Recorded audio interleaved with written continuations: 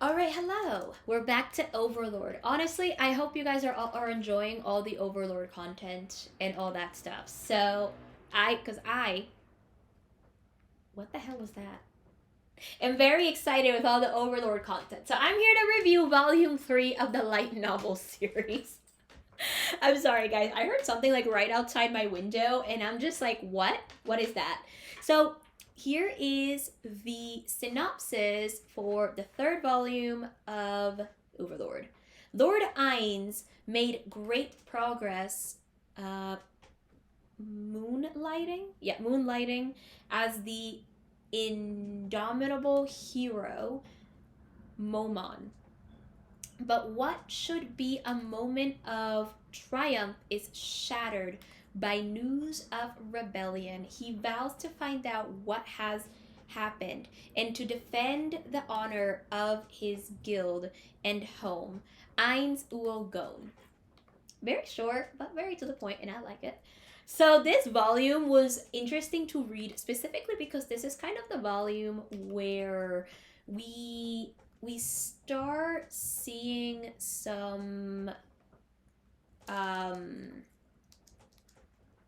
I guess this is where we kind of start seeing Ainz's like more of his moral grayness, just because it's kind of interesting because he's willing to do a whole lot of things, but it seems to be the case that it's only for specific people. And I find it kind of interesting the way he handles himself in this book. I feel like we get to see more of his moral grayness, and the psychological aspect is no longer being the biggest part, but also he is becoming a little bit more of a morally gray character. He's not necessarily bad, but he's also not necessarily good. So I find myself kind of interested in that aspect. And we also go away from Ainz, which I kind of like in the story. So like the part of the story that we have, like the biggest part of the story, the main part of the story focuses on Shaltir.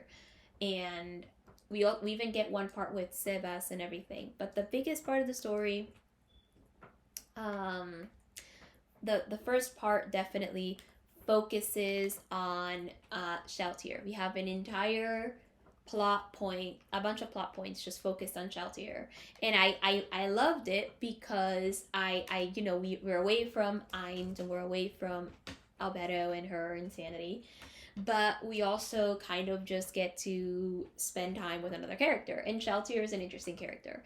I like the way it's going. Makes a she makes she has she's interesting as a vampire. Shaltir is very interesting, and she looks kind of like a 14-year-old girl, and she everybody kind of underestimates her as a kid, or like there was one fighter who did, and it was very funny the way she basically beats him up, and um the way that bloodlust can guide her action. I feel like it's kind of like I kind of saw it as a metaphor of how like emotions can also guide our actions sometimes. Maybe I'm reading too deeply into it. I probably am. So we have like the first most of the story just focused on Shaltir. And then the rest, although we go to Ainz's point of view, is still focused on Shaltir because we're trying to figure out what the hell happened, and we realize, oh, she got, this is what happened. Spoilers now. We realized, okay, yeah, she got mind controlled, but we still by the end don't know by who. And when things ensue, it's very interesting because we have chapters of Ainz and Shaltir fighting, and Shaltir thinks she's winning in a way, and we see her thoughts. Now her thoughts have a really interesting aspect because quick reminder that Shaltir and Albedo and Sebas and the battle maids, they are all creations. They are NPCs is what they call them, right? So we have their NPCs and their creations. So they are extremely loyal to the guild, right? And in this case, it will be Ainz because he's kind of the one who ended up staying. So with them. So they're very loyal like very, very loyal to their creators and the guild, and that is what they were created to be. So just a reminder, just I feel like that's important to bring up. That is a reminder to bring up their creations. And the aspect that we saw in her point of view is she's like mind controlled, and we have her just going like, I should, why am I attacking him? He is, he is Lord Ainz. Like, why am I attacking him? And I'm being told to attack him, and then at some point she ignores it, but she's like, yeah, I admire this person. He's this and this, and she is confused, and we get to see the confusing thoughts, which I thought were really well done, because we kind of jump from both point of views.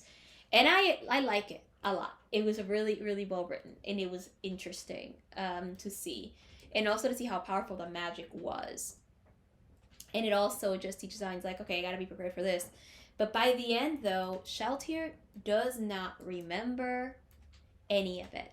And one of the ways I think, though, that Ainz's moral grayness kind of shows through is that Sheltier is the one that is the vampire, and she is apparently going by, and they spotted her, and he's like, he had to protect her. And so what he does is he, along with a bunch of adventurers, kind of sign up for the job, but he's the only one that ends up doing it, and the adventurers get killed. He has Albedo kill the other adventurer that came along with him, so that he can do it alone and not have Sheltier discovered. And also another way that we get to see him in his moral grayness is also by the end, when she is kind of like brought back to life and resurrected and stuff like that, is how he like held her and stuff like that. And we can see that he sees them kind of like children, and he is, as much as they are loyal to him and as he puts them through different things, he is still willing to protect them. And I thought that was very interesting. I thought it was a very interesting dynamic, and like the way that he he held her, and it was like, okay, like, are you okay? Do you remember? And stuff like that. And by the end, though, it also helps him because he ends up getting promoted in the Adventurers Guild and stuff like that. So it works out in different ways. And I enjoyed this volume. Again, pretty good. Very good. So next week, I'll be back actually reviewing next Sunday specifically, I'll be back reviewing the 4th volume of Overlord. You're gonna get like a bunch of Overlord content in the next 3 weeks. So that's a thing that will happen. That's all I got for you. So let me know what you think of my review. Let me know what you think about Overlord in general. Hopefully I'll have a bunch of episodes out. I don't know if I'm still kind of in the beginning as I'm recording this. I'm still in the beginning of recording episode reactions, and I'm not sure how I'm going to do with that. I have recorded 3, and only 2 of them are up. Like, 1 is up, and then the other one is waiting to be scheduled. So, yeah, I'm recording this, and I need to record other reactions while I'm recording this. So, yeah. Anyway, I'll be back soon with another video. Wednesday, I don't know what's happening Wednesday because I don't have up to the schedule yet. But next Sunday, definitely be ready for a